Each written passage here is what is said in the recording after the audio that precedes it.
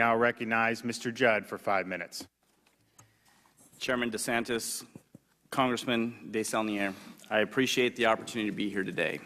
I want to emphasize first off, I will not advocate for 2,000 miles worth of border. That's just not necessary. But what I will advocate for is a border wall in strategic locations which helps us secure the border. I want to point out what happened and give you a historical analysis of why the border is unsecured today. In the mid-'80s, the United States faced its first illegal immigration crisis. The Border Patrol had approximately 4,000 agents who were charged with patrolling nearly 2,000 miles of the United States-Mexico international border. Other than barbed wire fences owned by ranchers, there were no vehicle or pedestrian barriers to impede illegal border crossers.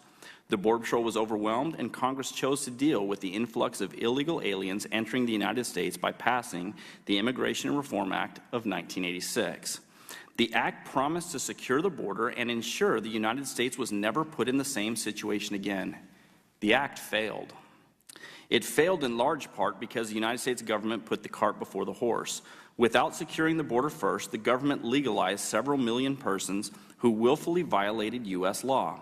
By so doing, we broadcast a clear message to the world that our laws could be made void if enough people entered the country illegally. The message was heard worldwide, and illegal immigration exploded. After IRCA of '86, illegal border crossings in high numbers took place almost exclusively in San Diego, California, and El Paso, Texas. The Border Patrol thought if it could control these two corridors, they would be able to control illegal immigration and narcotic smuggling.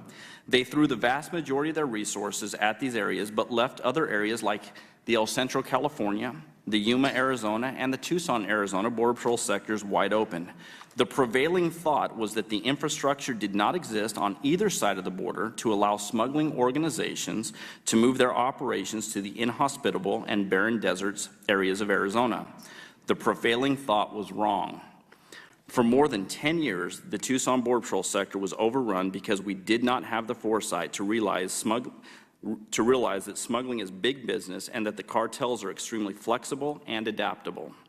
In essence, we created the problem in Tucson, and the citizens and ranchers paid for our mistakes. Unlike today, in the mid-'80s and early '90s, ISIS didn't exist. Criminal cartels didn't control every facet of illegal activity on the border, and transnational gangs weren't prevalent in the United States. Today, however, this is our reality. And if we refuse to learn from failed border security policy and operations of the past, we will never secure the border. We must take a proactive approach, and it must start with the proper mix of technology, infrastructure, and manpower, and it must be comprehensive. We must acknowledge that shutting down the Rio Grande Valley sector without addressing Laredo, Del Rio, and Big Bend will just create the same type of vacuum that we created in Arizona. Part of the proper infrastructure, the wall, is being heavily debated, and as an agent who worked in two of the busiest sectors in the history of the Border Patrol, I can personally tell you how effective border barriers are. When I got to the Tucson sector, we had next to nothing by way of infrastructure, and I can confidently say that for every illegal border crosser that I apprehended, 3 got away. The building of barriers and large fences, a bipartisan effort, allowed agents in part to dictate where illegal crossings took place and doubled how effective I was able to be in apprehending illegal border crossers. As an agent who has extensive experience working with and without border barriers, and as the person elected to represent rank-and-file Border Patrol agents, I can personally attest to how effective a wall in strategic locations will be.